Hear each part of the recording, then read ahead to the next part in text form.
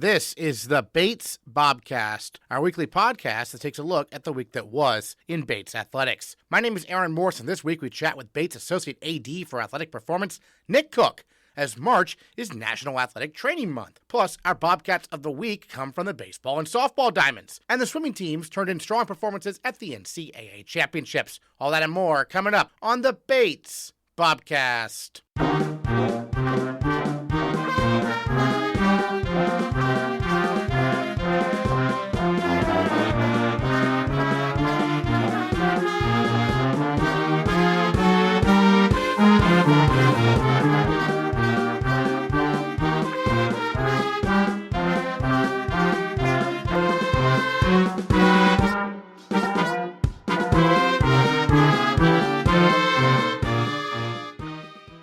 Bates sent 13 swimmers to last week's NCAA Championships in Greensboro, North Carolina. The Bates women's team finished 18th out of 40 schools that scored points at NCAAs, the ninth straight time the Bobcats have finished in the top 20 in the country. Meanwhile, the men's team finished 34th out of 43 schools that scored points. Head coach Peter Casares recaps the four-day meet. Well, Coach, obviously the four-day NCAA Championships are always an exciting meet, a competitive meet, best in the country in D3. Take us through kind of how it went from your perspective. Obviously, a number of strong results.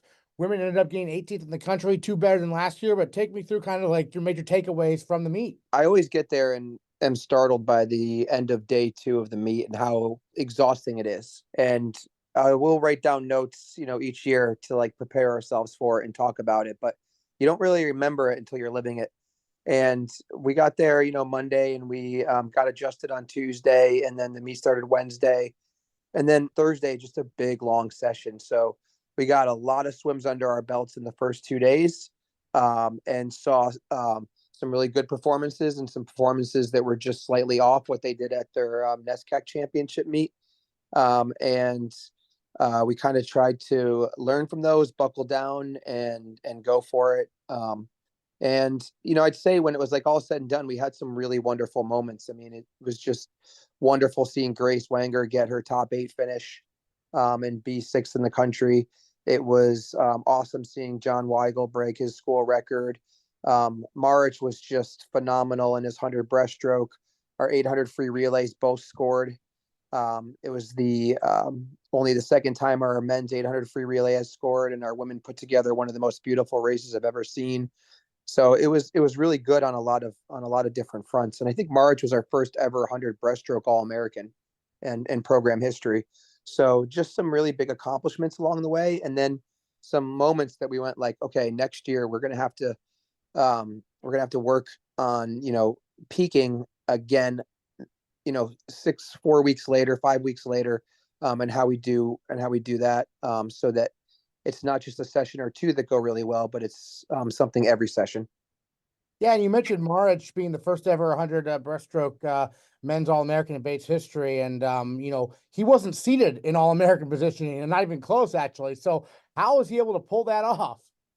Well, I think Marich is I think his progression curve, or like his route to that time was, if you look back at it, a little bit predictable. I mean, he went 55.08 against Colby and Bowdoin in the CBB championships. And then 2 weeks later, he went 55.06. And so he broke the school record at NESCACs and did really well and went a lifetime best. But it wasn't a big drop like he had seen in his other events. Like his 50 and his 200, he had done really well in. So I think he was, getting a chance to swim that event 4 weeks later really allowed all the things he had worked on to kind of settle, and maybe for him to not swim with so much expectation. Because I think when he went so fast at CBB, he expected that 54 to pop up at NESCACs. And then when you get that extra chance, because he had qualified to swim the race individually with a B cut, so he got to go to nationals and give it one more shot. And he just put together the perfect race, going 54.3. And I don't think anybody expected to see that. I think we were all thinking 54 high, but 54.3 was a huge drop. And I think it was due after the work that he put in and how fast he had swum in season. And I just think he needed that extra rest. On the flip side, we saw some of our boys that really peaked at NESCACs and rested perfectly for that one, and really just had a hard time coming back and replicating those exact times again. Gotcha. And then take us through that women's 800 freestyle relay race. So they got 10th. It was not a school record, but you said it was maybe the best race you've seen in quite some time, if ever. So what made it such a great race from your perspective? Yeah, so the 800 free relay is a different beast completely at nationals. When we go to NESCACs, it's the first event of the whole week. We get there Thursday, we jump in the water. Everyone's 100% fresh. No one's had a bad swim. No one's had an exhausting race. It's just you're primed and ready to go. And so I think we have had, like at NESCAC, our women's 8 free relay was a beautiful race. Don't get me wrong, but what we saw at nationals, and it's the third day of the meet, and it's after 2 exhausting sessions, to see the women jump up in the morning and they raced 9th through 16th, the heat of 9th through 16th. And so whoever won that race really had a good shot at heading into the top 8 world and being on the podium. And so there's a lot in the line in that morning race, and they dove in, and Grace led it off a hair slower than her individual event. It was her third one of the weekend and the third one of in the last 24 hours. And I was just really happy with how she swam it, because she was probably in 4th or 5th at the 100. And then over the last, 4 lengths, passed everybody to touch the wall first. And then right after her, I believe it was Natalie Young that jumped in. And then she did the same thing. Like a couple other teams bursted out with speed and took off. And she flipped at the wall halfway through the race in 2nd or 3rd.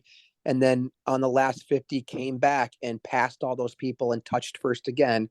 And then Sophie Castley, same exact thing. Like people passed her on the first 100 and then she repassed them on the second one. And when you see that happening over and over again, you're like, it's really easy to get caught up in the, just in the excitement of the race and to go out fast and die at the end. And it's hard not to do that at a big championship meet, because you're so amped up and so ready to swim for your teammates and your team. And each one of them went out very aggressively, but also with a sense of control so that they could come home and give their next person a chance to be great, with a great relay exchange. And so I was just unbelievable to watch the back and forth play out in front of us, and for them to kind of dive in and lose it, then come back and win it. And it was happening, and all the way till Steph Tropper at the end. I mean, she dove in, and I think it was Tufts in the far lane had a sprinter in there that just took off and like was 2 seconds ahead of her. And then they were only a second ahead of her. And then when she touched the wall, they were only a 10th ahead of her. And she had really just like started climbing back into it and doing everything she possibly could. And, we got out touched and got 10th instead of 9th, but it was really a cool moment. And it was just such great, smart swimming. And you rarely see all 4 women do that at the same exact time. Usually someone's amazing and someone bonks, and they kind of cancel each other out for a solid swim. And this one, it was like 4 women just swimming a perfect race at the right time at the national meet against the best competition in the country. And that's the ultimate in the sport. Excellent. I know they do a senior recognition ceremony at NCAAs. What was that like? That was fun.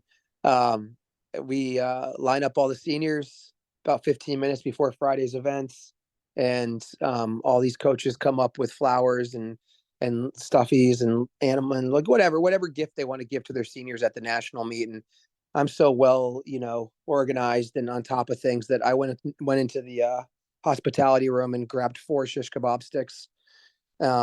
And as my athletes came out, I handed them each one a chicken shish kebab on a stick. So they got to walk out onto the bulkhead and get celebrated with a little bit of a meal.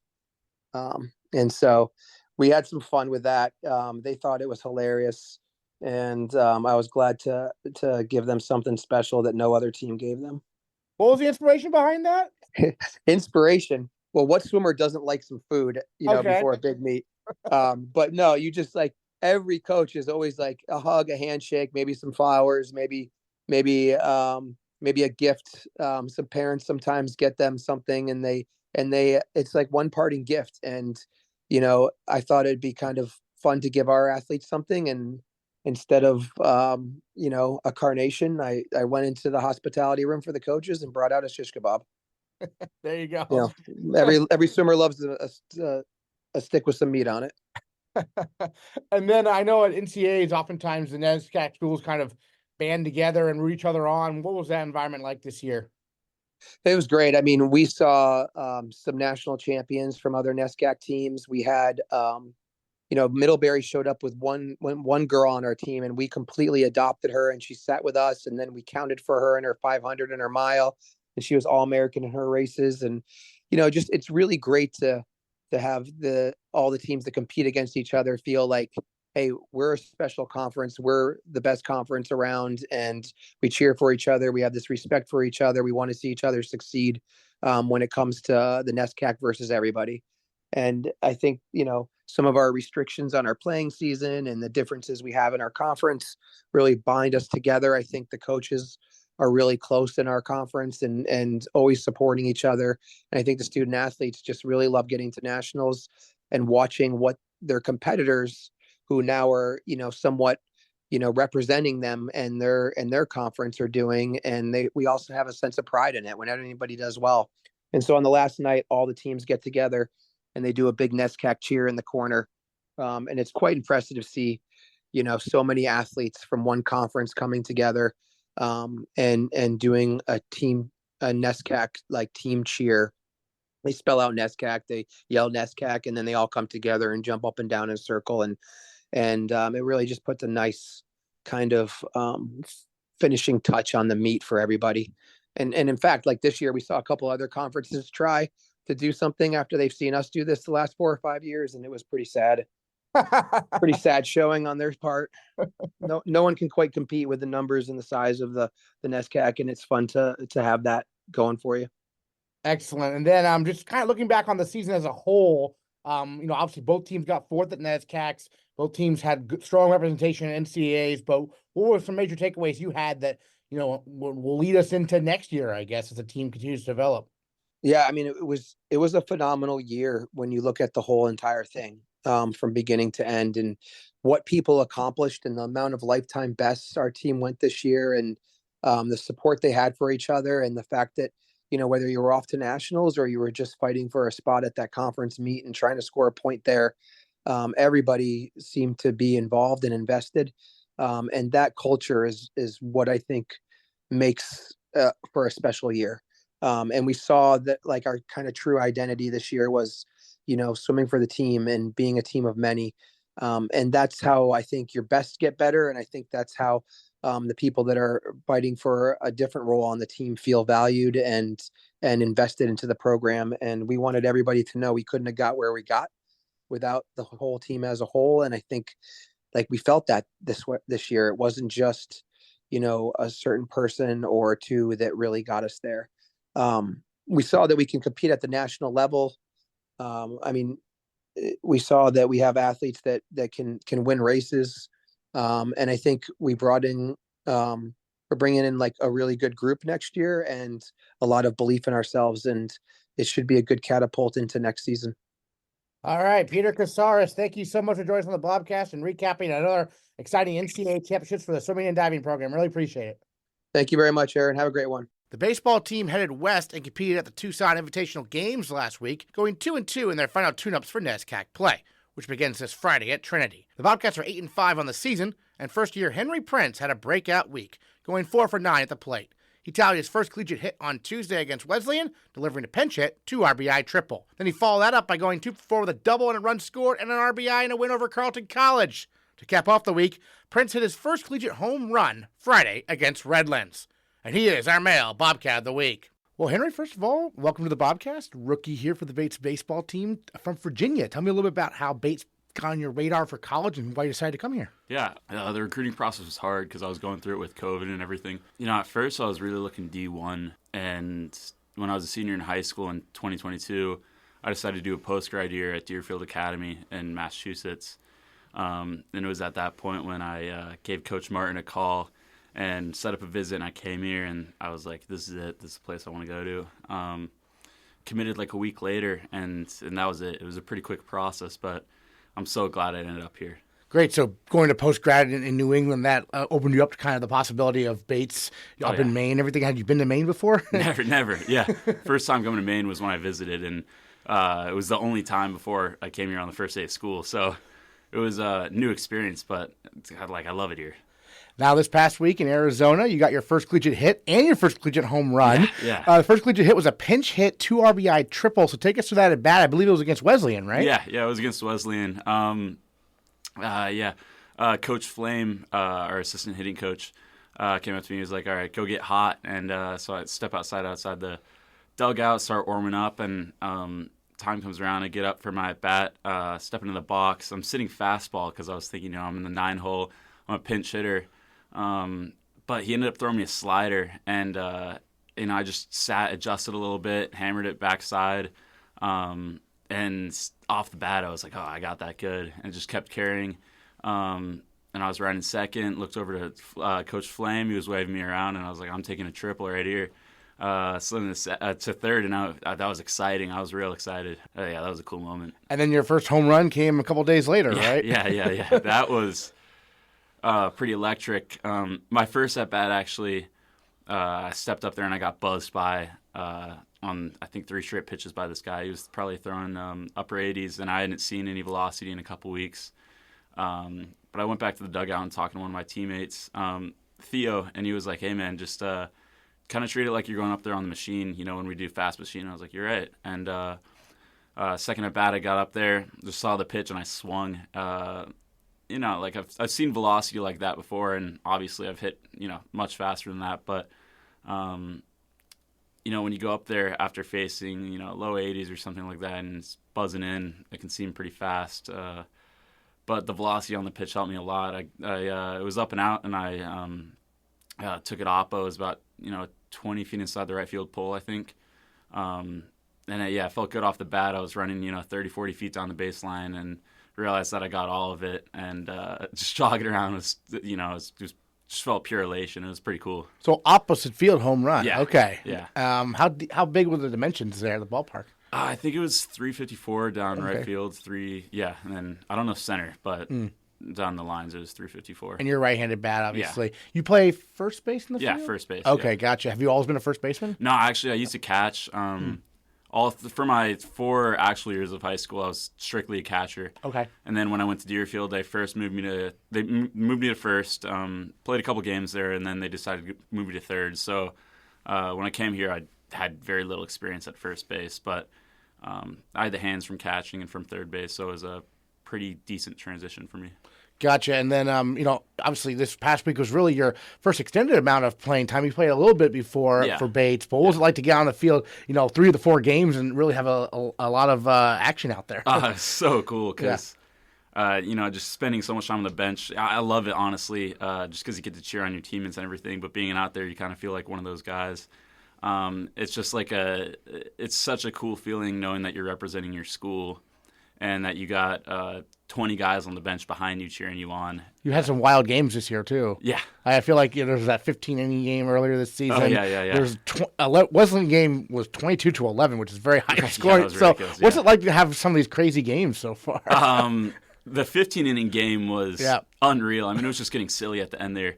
We were sitting on the bench. We're like, man, we've been here for like 4.5 hours, it feels like at this point. Right. And it just kept going and going. And then obviously Brandon McGain hit that home run, and we were going crazy. We were like, yeah, we pulled it out. Yeah. And then the 22-11 game was just another one of those games where there was a lot of hitting.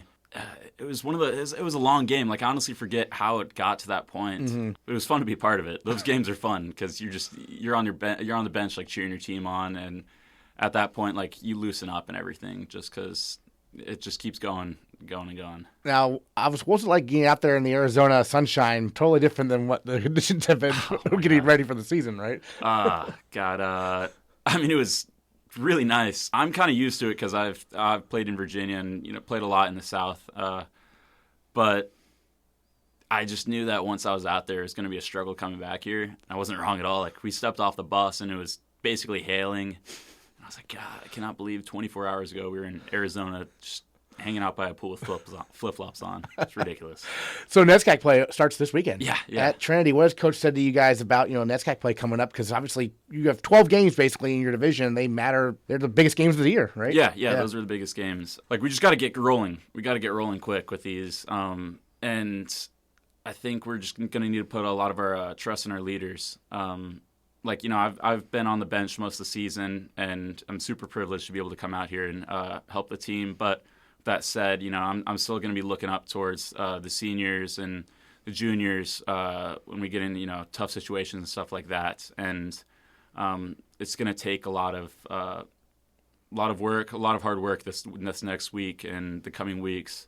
And these are good teams, so we're gonna need to compete, but we definitely have the team. We can put it together. All right, I'm gonna let you get to class, but Henry, thank you so much for joining us on the Bobcast. Male Bobcat of the Week and the main Rookie of the Week just announced today. Thanks so much. Thank you so much. Have a good one. The softball team opened their season down in Florida with 9 games last week. The Bobcats won a pair of them as they gear up for NESCAC play, which begins this Saturday with a doubleheader at Tufts. Sophomore Kennedy Jones had a big week for the Bobcats, going 10 for 25 at the plate for a .400 batting average with a home run and a team-high 5 runs batted in. Jones also caught 2 runners stealing in 6 chances behind the plate, playing airless defense and allowing just 1 passed ball. And she is our female Bobcat of the Week. Well, Kennedy, your second year as a Bobcat, hit .400 there on the trip to Florida to get the season started for the softball team.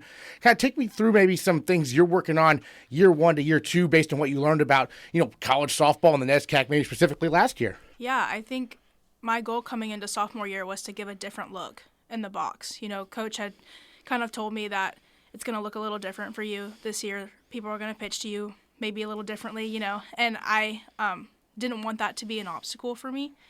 So me and Coach Ellie kind of worked over the 10 non-traditional practice that we had to be able to look a little bit different, stepping into the box, maybe more calm, a little bit more put together. Gotcha. Now, you had a home run down there in Florida. Take us through that at-bat specifically. I remember that I felt good going into the at-bat. I think I was kind of mishitting a couple balls, but my swing felt fine. And then stepped in the box, and she threw me a good pitch, and I just felt like I put a good swing on it and just kind of kept going. I was like, okay.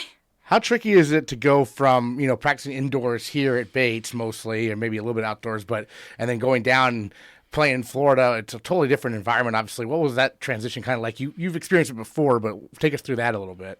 Yeah, so I feel like I kind of have an advantage in that way because of where I'm from. So we play outside all year round. Right, yep. But I will say that the team does look different from gray cage to the dirt, and I think that we just have to keep in mind that we're not supposed to be playing our best softball in March, but it's supposed to be in May, So I think that the difference is definitely there, but I don't want to use that as an excuse for the way that we perform. I think that we are going to knock the rest off and just kind of keep going through the rest of the year. You got some road games coming up in NESCAC play starting this weekend. So what are your thoughts on starting off right away with a doubleheader against number 14 nationally ranked Tufts there on Saturday? I mean, I'm not going to say that it's not going to be a challenge. I think all of our NESCAC games are a challenge, but I think last year we kind of showed people not to count us out. We took one from Tufts last year, and I think that, the Florida games that we played prepared us well for NESCAC, so I think that if we come out and compete, all of the games are up in the air for who's going to win them. Now, not only obviously are you a strong hitter for the Bobcats, you do a lot of catching for Bates. And Delaney Rankin obviously is back, but you're working with 3 new pitchers, including Lamar, who plays some shortstop as well for the Bobcats. But take us through working with these 4 pitchers this year. What are you kind of working on, in practice and developing that chemistry? Yeah, so we have a pitching coach this year, Coach Green, who's been really helpful, I think, for our pitching staff. The freshmen want the ball, which is something that is exciting as a sophomore catcher. I think that it's hard to catch a pitcher who doesn't want to throw, So all of them wanting the ball has been really helpful for that. And then also just being able to work with my other catchers and, what they see as freshmen from, because I feel like that relationship is different than as a returner for the freshmen. So I think that helps a lot, just being able to have a catching staff as well to talk with them and see what pitch was working with her today, or what did you say to her that really made her throw well. I think that's been really helpful. Yeah, one of the key games down in Florida, 4-0 win over Washington and Jefferson, where Delaney threw a complete game shutout. You were doing catching. Actually, that was the game where you hit the home run. What was Delaney maybe working for her specifically in the circle in that particular contest, do you recall?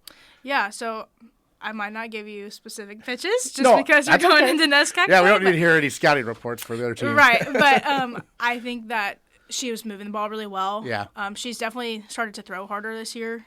She was throwing hard last year. I think she just kind of came into this year, worked hard in the gym, and is throwing harder, so that's really good to see. And And she just competes but keeps it fun, which I think is good for our team, especially how you said we haven't been on the dirt in a while. So to have somebody with a lot of energy in the circle ignites the defense and makes them want to play behind her. And then you being a sophomore catcher, we also have a first-year catcher who has arrived this season and who had a good trip in Florida. Also, tell us about Zaria Anderson. Zaria is a powerhouse behind the plate. I think that I knew that she was really athletic when she got here. And hitting with her specifically has been super fun. Yeah. Her and Bo, just because I think that they challenge me in the box, especially at practice. And I think that we keep each other on our toes. I think one of Zaria's strengths is she can block. It's really comforting when you're DP as a catcher to know that the other catcher knows how to play well behind the plate, and I think that both of them play super well. Like, there's no worry from me. Excellent. And now we talked about this before, but you're from Mississippi. We don't get a ton of people from Mississippi at Bates. So what's it been like, coming to college in Maine, now and entering year 2? I'm sure you're used to this weather we're having now at this point, but tell us a little about maybe some of the other adjustments you've made, perhaps. Well, I feel like my teammates will laugh at this, but the biggest adjustment is there's no sweet tea up here. Okay. That's so funny, but I think that's the biggest one, and the food's different. But I think for me, it's just trying to find things that remind me of home up here, and I think my teammates and my coaches have done a good job of being that for me. And then remembering why I chose to come up here, and that Bates is a great academic institution, and that not softball isn't second for me, but that it goes hand in hand, and I can't put one to the side to focus on another one. I feel like that's been a big deal this year. Yeah, so what are you studying here at Bates? I'm a biology major. Okay, biology, nice. What attracted you to that field? I think I really like the facts. I like to be able to look at data and say, okay, this is what happened. Where do we go from here? I think you can see that in the way that I play, too. I think we always laugh. It's so funny that everybody's always smiling and laughing, and I'm always super serious on the field, so it's something I've been trying to work on this year. But yeah, I would say the data, the facts, I really enjoy it. Well, I remember last year, I think unfortunately you got injured there before the NESCAC tournament, but you were there supporting teammates and you had a hat of some you had some personality there. Tell us about that, kind of supporting the teammates when you couldn't play, maybe. Yeah, I think that it's a valuable experience for anybody. Obviously, getting another injury before NESCAC isn't exactly how I wanted that to go. But it was really great to see my teammates not skip a beat. I think that speaks to the culture of our program, that one person doesn't make the team, but the culture will withstand people graduating, which I think is super cool. I think for me personally, I had to just make myself be others focused really quickly, and Coach McKay really helped me with that and helped me find a job. Her thing right after the Williams games was okay, so we have to pivot from here.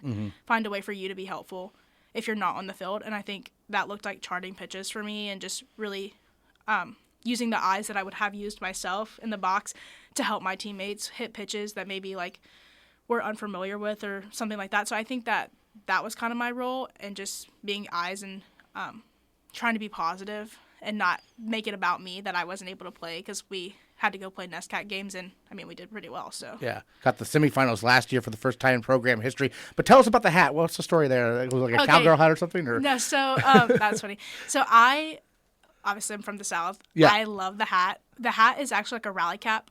Oh, it okay. says Hum Now Cats. Oh, okay, okay. Yeah, but I kind of made it my own, and I didn't take it off for all of NESCACs.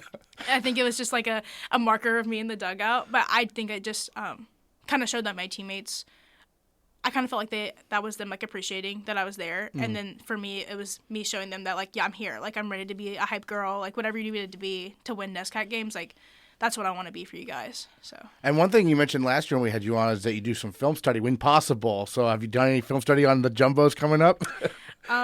Even better, I got to watch them play in person. Oh, even better, yeah. in Florida. Nice, so okay. I think that they have a lot of returners, and that's going to be something that we don't have. So I think that that's going to be maybe an interesting thing for us, is that how do our freshmen step into the box ready to play first NESCAC game, So I think that softball is softball, so we'll see.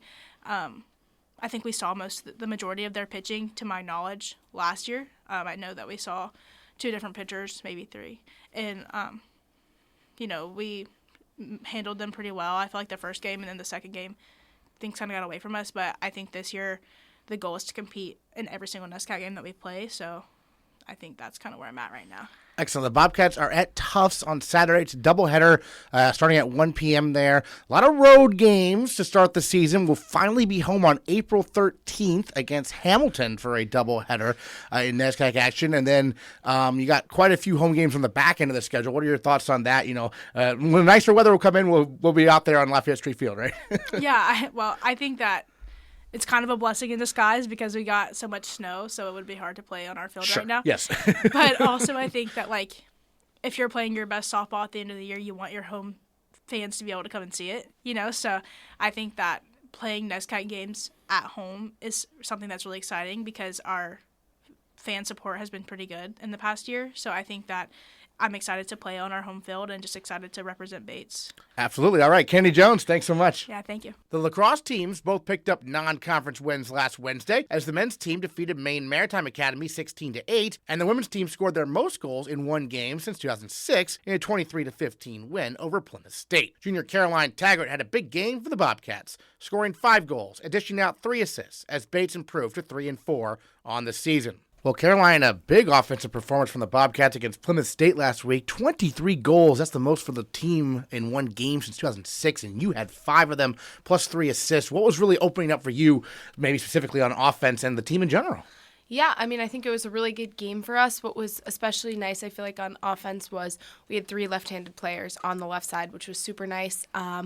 We practiced some offensive motions and sets that got us really ready for the game, and it was really exciting to see kind of that work we've been putting in this year, but then in years past as well with these sets really play off in this game and have a really explosive offense was exciting for sure. I was going to say, head coach Renee Dowd, I was at practice the other day she was talking about, trying new things, maybe experimenting. Don't worry if it's not working right away. Tell me a little bit about that in terms of the team's philosophy kind of this season. Yeah, I think we've been kind of grounded on these sets and plays for the past couple years, but something that's really important to her this year is kind of experimentation and being creative and not feeling that you need to stay set in what she's given us. So I think having that kind of freelance mindset and being more creative has definitely been really important to us in seeing that success. And how has your role on the team changed, or is it similar to maybe from this year to last year? I think we've got a lot of really strong offensive players this year. We're really all working together in more dynamic ways. We're not set in specific places around the 12, for instance. We're all kind of moving, and we're all taking on different roles every game and every practice, which I think has been really awesome to see. I think every year we're just becoming more and more talented on the offensive end, but also on the defensive end as well. Yeah, so you're a junior now, right? Yes. So do you see yourself kind of in more of a leadership role now that you're an upperclassman? How's that kind of gone with some of the younger players coming in? Yeah, definitely. It's crazy to see I can't believe I'm already a junior. I feel like every year it gets faster and faster, but it's really nice to have so much younger talent and so many great younger role models to me as well, but just people that I can kind of lead, but then that are also leading me in a lot of ways, which is really fun to see. So for the team, you've got a home game. We're talking on Tuesday. You're going to have a home game in a few hours against Huston. You've had some schedules moving around. How has the team kind of handled that, kind of not dealing with the weather a little bit, I guess? It's been actually crazy. Yesterday only half of the field was plowed, so we were running around some snow, which was really funny, but definitely excited to play Huston on actually our coach's birthday today, and also one of our players, which is super fun. It's our last out-of-conference game, and then kind of turning to Trinity this weekend should be super exciting as well. Yeah, at Trinity on Saturday. A few road games coming up, but you do get to finish the season with 3 straight home games. So that'll be exciting, right? Yes, for sure. Because Wesleyan got moved into April. Yeah, which is also Alumni Day, so that will be fun to have the alumni back for one of our last home games. Yeah, what are some of the plans for Alumni Day? It was supposed to be this past weekend, obviously. Yeah, I know we were supposed to have a pretty big tailgate, and a lot of the players from last year were supposed to come back, as well as a couple of the grades prior. So I know we're all really excited for that. We've been talking to the first year so much about the alumni and how excited we are for them to come back. So everyone's really excited to see them and meet them for the first years too. Excellent. Well, we talk about this in every sport, but obviously NESCAC play is tough. There's some really good teams. Middlebury's won the national title I don't know how many years in a row, stuff like that. So, going from non-conference to NESCAC, what are some major changes? Because obviously the level of play is so high, it seems like. Yeah, I think something that we're really trying to do this year in the non-conference games is use it as a way to get ready for our conference games, and it's really a good opportunity to try some things that you might not feel comfortable taking the risk in a conference game. So I think that's really been something important. I know on the defensive end, we're planning on implementing a new defense this afternoon against Tussin, which is really exciting. And on offense, we're working on kind of using the players around us to have 2-man game, 3-man game, and just kind of taking risks. And I know we did that a lot in Plymouth State in particular, and obviously we saw it pay off with the 23 goals. So it's really important to keep that in mind going into the rest of the season, which will be heavy conference games. And I believe this is Coach Dowd's third year as head coach also, Yes. right? So your third year in the program, her third year. Yes. How have you seen kind of things develop, since your rookie year and now till today? Yeah, I mean, I think it's been really awesome to see kind of the program grow with her as our head coach. I think she's really implemented a lot of new strategy, but also she takes advantage of people's strengths individually, and she really plays to that, which I think is really nice. On the defensive end, we have people in specific spots that are doing specific things, and same on offense. We have people that she's playing them where their tendencies are, and she's really allowing everyone to use each other's strengths to find the most success. And I think we've really seen kind of a growth in terms of some of the games we've played this year in conference versus in past years. We are seeing definitely a change in our team's improvement from years past. And I think that's really exciting to see, and really excited for the rest of this year. And then obviously my senior year too. I think it's going to be really great. Excellent. Any thoughts you wanted to share on, the season so far, the Plymouth State game? Anything we haven't got to talk about you wanted to mention? Not really. I think really excited for the rest of the season. I think we have some really big games coming up, and hopefully going to get a conference win here shortly. It would be really exciting. Absolutely. Well, again, the Bobcats, we're hoping to post this podcast by 4 o'clock. So if you're listening right away, I hope you are. 5 o'clock, Bates versus Huston, obviously come out to Garcelon Field. Also live on the web feed at gobatesbobcats.com. If you miss out on this home game, a bunch of road games coming up. Bobcats are back home for senior day on April 13th against Amherst. Caroline Taggart, thanks so much. Thank you. March is National Athletic Training Month, as we look to spread the word about the importance of athletic trainers. At Bates, Associate A.D. for Athletic Performance Nick Cooke heads a group of hard-working athletic trainers who make sure all our athletes in our 31 varsity sports are ready to compete each and every day. Today, Nick joins the Bobcast to give us a behind-the-scenes look at what athletic trainers do, and he tells us why they are so important. Well, it's National Athletic Training Month here on the Bobcast. We're happy to have Nick Cooke with us, joining us via Zoom, talk a little about his career. He's our Associate A.D. for Athletic Performance here at Bates. And Nick, you went to the University of Vermont, graduated in 2005. Take me through your time in school, and when did you start to think, I want to enter athletic training as my career? I find myself very fortunate because I had an idea. I think like myself, like a lot of athletic trainers, I had some exposure. I got some low-level injury in high school. I was fortunate to have an athletic trainer at my high school at the time. And it was something where I had some exposure to an athletic trainer. I was like, maybe I might want to do that in my career. And when I applied to colleges that had athletic training programs and found my way to Vermont. When I was at UVM, I started on that path and started to learn about it. There's I think all athletic training programs typically have some get your toe in the water kind of course that is like a entry level of observation just to try to see what it looks like. And I often tell people every step of the way in my career, all the way from that first, showing up at Vermont to that first class, I was reaffirmed that like, this is a career for me. This is something I'm interested in. This is something I want to do, which is, I acknowledge to everybody, that's pretty rare that you think you might want to do something when you leave high school and you actually find yourself doing it, many, many years later. So I'm fortunate that way, where I had great experiences, and every experience I had along the way helped to reaffirm me to saying, yep, this is the thing I want to do. And this is a career. It's a way for me to be involved in athletics, which I love. And a way for me to help and support people in ways like, I was never a great athlete, but I loved athletics. And, coaching probably wasn't going to be it for me. So this is another way to be involved in athletics to help support student athletes in their endeavors, and to be a professional in a different avenue. Well, you and I overlapped in the Big Ten a little bit when I was an undergrad at Northwestern. You were a grad student at Purdue, a grad assistant. So you got to experience life in the Big Ten as an athletic trainer, as a grad assistant. Take me through that experience kind of there on I like to say the big stage of the Big Ten. It was great. And to be honest, I think I was a little bit naive, not really knowing what I was getting into when I did. It was one of those situations where when I was at Vermont, I had an athletic trainer who was there who had did his undergrad at Purdue, and he was like, "Hey, you should look at Purdue." And I didn't know any better. So I did, and I put an application in there for a graduate assistant and able to go there. Fast forward to getting there and, just learning through the opportunity. One of the really cool aspects that I think was a huge growth marker for me, UVM hasn't had football in like hundreds of years.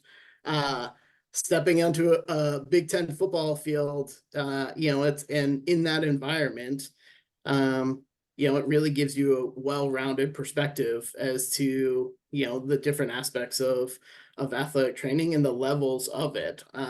The planning that goes into providing medical care on a stage like that. When you have you're in a stadium and you have all the moving pieces to say, all right, we need to do X, Y, and Z in this environment.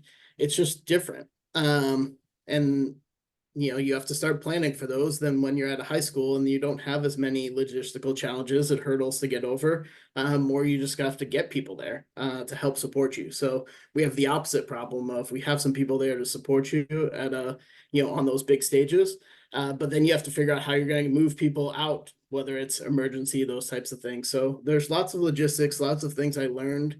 I'm, again, super fortunate to have varied experiences in that way, to be able to have some of those smaller, you got to figure it out because you don't have a lot of resources experiences, all the way to you have a lot of resources at your fingertips, but you have to figure out the logistics of how they all interplay together. And all of that, I think, weaves itself into what I feel like is a pretty, gives me a good sense of, what's available, what's an opportunity that we can take advantage of, what are things that we can as a profession continue to tap into, what's out there, because it's a field that, I mean, man, it changes all the time. Medicine's a field that changes all the time. Athletics is a field that changes all the time. And having some of those resources to fall back on really have been an asset through my career. Well, to follow up on that, what are some of the biggest changes you've noticed in your field since you started to now? Oh, I mean, something that I bring up all the time because it dates me a little bit. When I graduated, and it's topic around the world, right? Is concussion and head injuries. And when I graduated from undergrad, I had this nice rubric on how to return somebody to play with the concussion. If I do that today, I lose my license to practice. Right. So that was best practice at the time. We didn't know, the medical community was functioning with that kind of information. And the amount of research and literature has just exploded in the last really 20 years of what we know about head injuries, how they interact. And the reality is we're still a little bit of the tip of the iceberg there. But that really highlights over the course of, even 10 years ago, we're doing things wildly different than we did, than we are now. So, lots of things are similar, but there are lots of things that are changing, and we know more now about how to treat certain conditions. It's not just, hang out and go in a dark room and wait till get better. We're actively managing concussions now, which is something that didn't exist really even 10 years ago. So, I mean, that's an easy topic. There are many. That's an easy topic that I often think back of, there's not a lot of things that you'd say, if I did what I knew then, now, I wouldn't be able to continue to do this anymore. I would actually be in trouble. And that seems like a wide spring, but it's a really important topic. It's an area that I think we're all fortunate to see that growth in the medical community and be a part of that. Athletic trainers are often the people in the front lines around head injuries, where you may be the first person to see it happen, and be able to evaluate that. And those are the roles that make athletic training so valuable and so critical in the secondary schools, in the collegiate setting. and in the professional setting. So they're able to evaluate those things in real time and see it and have the context as to what's happening, because it's not an easy thing to report, and there no two concussions are the same. So it's an area where athletic trainers have been leading in that field in the last 20 years as well. So it's been it's fun to see. It's fun to see those consensus statements come out, and the key people at those are often athletic trainers who are doing research in different areas. That's been a fun area to kind of see it not only develop, but develop with athletic trainers helping to drive it forward. Great. And then you were at Hobart, obviously, for a number of years, and then had the opportunity to come back to your home state, right? To come to Bates in 2018. Was returning home a big factor? What else kind of drew you to Bates coming from Hobart, going from one D3 school to another? I think coming home is certainly a factor. I have family here, and it's nice to get back to your own state. They're, thinking about opportunities. A Division III NESCAC institution is something that is desirable. But I'd also say, as you look at my really long title, one of the things that I was looking for is the ability to have more impact on a holistic view, and to be able to take. I feel like medicine has been moving in that direction, and it was something that I find interesting and something that I want to continue to push forward. And we've already made good ground here as well. But athletic performance is something that it requires so much more than just just working out and practicing. There are so many pieces to being an athlete, and particularly being a student athlete in a collegiate setting, that we have an opportunity to help educate, help promote, help support people through, all the various things that go into being an athlete at this level, and also, learning new things. I was fortunate to have a conversation this morning with our nutritionist, and we were talking about how this may be the first time some students are choosing all of their own food entirely, and how to make choices. And those are things, as you really think grand scale, it's like, oh, well, what are we doing to try to help support them through that? What are the choices that may help them and actually help them to be good students and be good student athletes and be healthy and have, feel supported in that? And it's more than, the X's and O's of it are a factor, but thinking about that whole view, the whole student, has been something that drew me to this position, because it was more than just, the head of sports medicine. It was, that performance piece of it really is all encompassing, and helps to give me the platform to help lobby and leverage athletics in different spaces to say, how can we be thinking about the whole student and their well-being at all the levels? Because we do know that anybody who has all of those facets attended to of their life, all the dimensions of, like, if they're feeling well socially and they're feeling well physically and they're feeling well emotionally, they're going to be a better athlete. They're going to perform at a higher level. And those are the things that we're trying to find ways of, how do we support students so they get to that mark, so they're able to be their best version of themselves, both on and off the field. What's something about the athletic training field that people don't really know that you wish they did? Oof. I mean, that's a great question. I feel like I could probably run a laundry list of things. I think athletic training is an area, so it's an area that has grown exponentially in its time. So, early days of athletic training was, it was a lot of, like, water and taping ankles and those types of things. And I think some of that hangs on a little bit, and people don't understand, the depth of education and knowledge, and the education has actually grown quite a bit as well. Athletic training's now at a master's level, like for a minimum qualification, where it used to be lower and lower levels. At one point, it was the certification course. You took a couple of days on a course, and you're like, oh, great, I can call myself an athletic trainer. Lots of things have transitioned. Now, most states have licensure, where you are a licensed healthcare practitioner. you're a licensed athletic trainer, and their role in the healthcare system is one that that I think more and more people are starting to acknowledge and realize and see.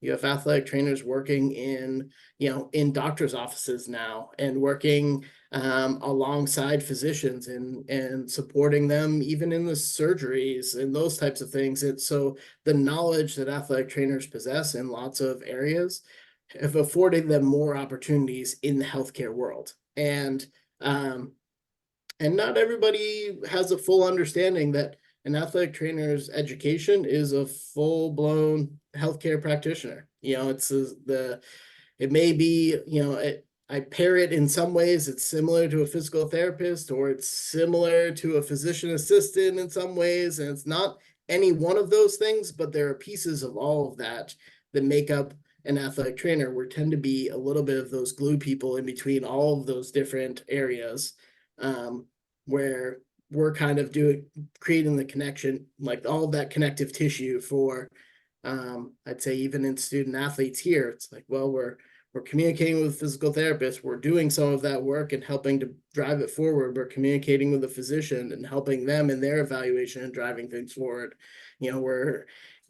We're communicating in all of those areas with all of those healthcare practitioners to, again, help to get to the best result for those student athletes so that they have the best experience, and they are able to, end goal is to be the best versions of themselves.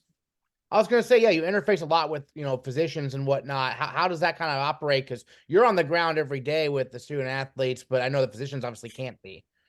And that's, I think that's where it's invaluable, and athletic trainers can be invaluable, because we provide, and we have really great relationships. We have a partnership with Central Maine Healthcare, where we have our team physicians are contracted through them, and they come to campus, and we have good communication there, where a lot of times, we're referring people over, we're referring them with context and information that really helps them in their evaluation process, because we're able to say, I've been seeing this person for a week, or I saw them right when it happened, and this is what I saw. And that information from a clinician who knows what we're looking at and knows what we may be seeing in that moment can be really helpful.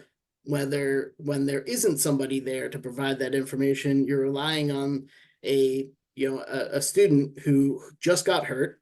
They're feeling all of the feelings, and you're asking them to say, hey, so what happened here, and how did that feel, and what would this look like, and those types of things. And you don't always get the best recall. So we're able to fill in those blanks. We're able to provide our assessments in addition to their own, in addition to the student athletes, their account of what happened. And I find that when you wrap all those things together, you get to the answers a whole lot faster. You're able to basically say, all right, with all of this information, we can say, all right, this is the direction we need to go, or this is, what do we need to do from here? Usually a lot quicker. There's and I know that our team physicians and the physicians we work with, they're constantly coming back to us and being like, all right, so this is what I heard from the student athlete. What are you hearing? What are you seeing? And that really flows both ways. So we're providing that information. And then they're also coming back and saying, this is what we're seeing. What are you seeing? And we're able to have that collaborative environment. And that kind of environment is where everybody wins, because you have people sharing ideas and talking about what they're seeing. And when all those things start to align, outcomes are typically at their best. Now, part of your job here is obviously you're managing a team of athletic trainers. You're the head of the group, if you will. So how about when you're looking for athletic trainers to join the staff, when you're supervising their work, what are you kind of looking for from a good athletic trainer? Oh, I think, well, first and foremost, we have phenomenal staff here at Bates, and I am fortunate to work with these folks every day. They make my job so much easier and much more fun to do every day, because they are just exceptional professionals. They're great at what they do. They're great at interfacing with the student athletes. And when we're out there looking for new staff, we're having conversations about, being a good team member. We want people who are going to come in and be able to work in those collaborative environments like we just talked about, whether it's with our physicians or amongst ourselves, where we're able to really leverage our team approach to say, what do you think, or what do you see here? How can you help me in my evaluation of this? What have you seen in your career? And we use each other's strengths to help strengthen the whole unit. And that aspect where we can rely on each other and we can really have a team and collaborative approach, those types of things, they support our student athletes. If somebody's not able to be in that day, there's somebody else that's right there ready to step in, and we communicate well together where it doesn't feel like you're starting from zero every time. And that kind of environment is one that you have to be able to plug into. You gotta be able to communicate. You gotta want to communicate with your peers, and you gotta want to be on a team. It can be really easy to be like, here's my silo, here are the list of things that I need to get accomplished today. But we're looking for people who really want to be in that collaborative environment where they share in kind of that holistic view, and they want to see student athletes get the best care regardless of where it comes from or how it comes to them. And again, really that same concept of we want to help people get to the best versions of themselves, and get to see them be successful. Excellent. Well, any other thoughts you wanted to share on, athletic training? We haven't talk about it being National Athletic Training Month. Any other messages you want to get out there for people? I know, there's obviously, I think probably, short staff in general kind of in the profession right now, but any other thoughts you wanted to mention? Yeah, we're athletic training, like I mentioned before, they've been going under a transition in their education, and their educational model, which I think ultimately would be good, but any transition like that's going to have an impact on people who are graduating from those programs and where they land. And there's kind of we're at a moment in time where there's a lot of positions out there, and the athletic trainers to fill those positions are few. And that can be attributed to lots of different things. There are more opportunities to athletic trainers to go in different jobs. People are realizing the value of athletic trainers. There are more in high schools than there ever have been before, more of those positions available. They're in doctors' offices in ways that they haven't been before, working in lots of different healthcare avenues. And so they're in demand. There are lots of people in a collegiate setting. It used to be the pinnacle where people were looking for it. Now they're having much more option, and being able to be productive and feel valued in lots of avenues. You see athletic trainers going in different directions. So we're in a spot now where we're trying to, again, keep recruiting good athletic trainers who have an interest in being in this environment, working on a team, and developing and growing in their career. And that's a special moment. And I think those bonds and people who love athletic training, they see those things and say, I want to be a part of somebody, in different way, but same kind of thing. The National Athletic Training Month slogan is like a head to toe kind of care, which is that holistic that we're talking about.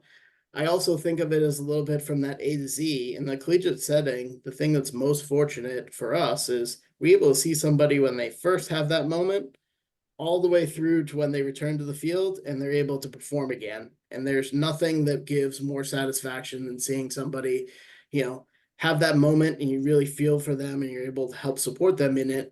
But it's they're injured. Something happened. It's not the thing that anybody wants, but then also be able to walk them through that whole process, whether it involves surgery or physical therapy or all of the above, be able to walk them through that process, see them grow and develop through that process, and then see them get back on the field doing the thing that they love.